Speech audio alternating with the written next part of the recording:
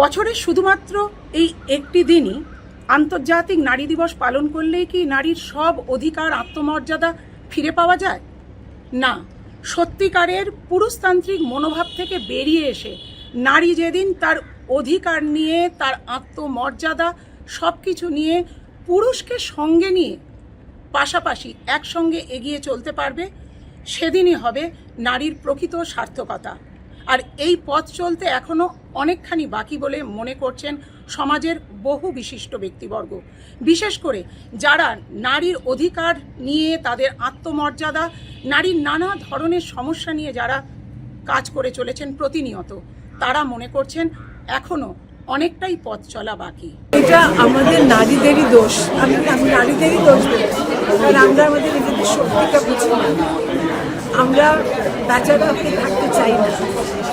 আর যেরকম আমাদের নারীদের উপরেও অবিচার হয়, পুরুষদের ক্ষেত্রেও কিন্তু তাই।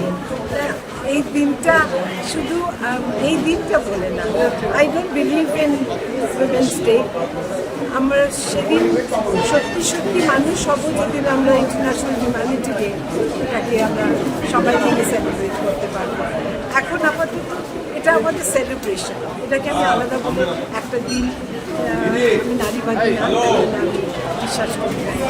একদিন 8 March international women's day it's a celebration, but আমার মনে হয় এই রেসপেক্টটা যদি আমরা সবসময় রাখি না, তাহলে আমাদের সমাজে যে ভায়োলেন্সটা আছে, যে ডিসক্রিমিনেশনটা আছে, স্টিগমাটা আছে, সেটা অনেকটা কমে যাবে এবং একদিন আসবে যেটা বন্ধই হয়ে যাবে। তো আমরা চাই যে এই দিনটা যেন সবার জন্য হোক এবং সবাই মিলে এটাকে উদ্যোগ নিয়ে যে এটাকে নিয়ে যেতে পারি, এগিয়ে যেতে পারি এবং violence free world, violence free India, violence free country করতে হবে। সারাটা বছর আমরা নারীরা প্রচণ্ড অগ্নি পরীক্ষার মধ্যে দিয়ে যাই। তো সারা বছরে খালি একটা দিনই নারী দিবস না, আমরা প্রত্যেকটা দিন যেভাবে স্ট্রাগল করি, যেভাবে চলাফেরা করি, তা সত্ত্বেও আমাদের বিভিন্ন রকম বাধার মুখোমুখি হতে হয়। তো আমি বলতে চাই যে এই সব কাটিয়ে নারীরা যেন নিজের প্রতি বিশ্বাস রাখে, যেন সে কিছু করতে পারে, যতই বাধা বিপত্তি আসুক না কেন, তার একটা বিশ্বাস যে আমি পারবো। আমি এখন BA second year in English honours নিয়ে পড়াশোনা করছি বারাইপুর কলেজে। তার পাশাপাশি আমি এখন একজন নৃত্যশিল্পী, এক পায়ে নাচ করি।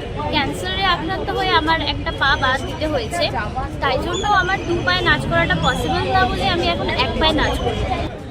কিছু অনুষ্ঠান না ক্যাটালিস্টের কাজ করে।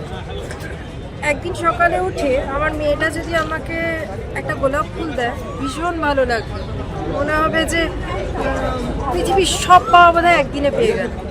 সুতরাং এই দিবসগুলো বলে যে মনের মধ্যে যে শুম্ভ নিশুম্ভ যুদ্ধ হচ্ছে, তোমার শুম্ভকে জেতাতে হবে, তোমার নিশুম্ভকে হারাতে হবে। দক্ষরাজের যজ্ঞে যেমন সতী নিজেকে বিলিয়ে দিয়েছিল, তবেই সে সতী হয়ে উঠেছিল। এবং ধর্ষণের পরে চিতার আগুন ছুলে যেমন মোমবাতির আগুন পাওয়া যায়, তবে সে জনসমক্ষে আসে। এরকম অনেক নারী নিভৃতে নির্জনে কাঁদছে, তাদের গল্প আমরা জানি না। এই মঞ্চটা আলোর মঞ্চ সবচেয়ে বেশি। এই মঞ্চে খেয়াল করে দেখবে যাদের উপর আলোকপাত হয়েছে, যাদের আমরা চিনি সমাজের সকল নারী, এবং যাদের উপর আলোকপাত হয়নি কিন্তু তারা তাদের জীবন যুদ্ধে জয়ী, তারা তাদের কর্মে জয়ী, তারা তাদের কর্মকে ধর্ম এবং কর্মস্থানকে ধর্মস্থান মেনেছে, তাদেরকে এক মঞ্চে নিয়ে আসা হয়েছে। তারা কখনো কখনো ভাবে প্রতিকূলতার মধ্যে তাদের কাজ করতে হয়, তো কারণ তাদের উপর আলোকপাত হয়নি, যে আর বোধহয় পারবো না, এরপরে বোধহয় আর হবে না। কারণ আমি আমার নিজের জীবন দিয়ে জানি যে যখন প্রতিকূলতার মধ্যে কাজ করতে হয় তখন কিভাবে কাজ করতে হয়, কারণ আমার নিজের জীবনটাই একটা গল্প। আমার নিজের জীবনে এত ওঠাপড়া গেছে, এত কিছু ফেস করেছি, ওই জন্য আমি চাই না যে পৃথিবীর কোনো জীব খারাপ থাকুক। তাই এই ধরনের অনুষ্ঠানগুলো না অনেক শক্তি যোগায় যে তুমিও পারবে। একজন পুলিশের বউ প্রত্যেকদিন নারী নির্যাতনের শিকার কিনা আমরা কি করে জানছি?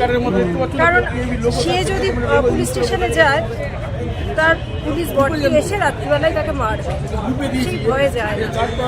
একজন পিডোফাইলের শিকার বাচ্চা কেন পুলিশ স্টেশনে গিয়ে বলতে পারছে না যে পুলিশ আঙ্কেল আমাকে ওই কাকুটা এরকম করছে, অ্যাটাচ করছে, কেন পারছে? ভয়টাকে জয় করতে পারছে।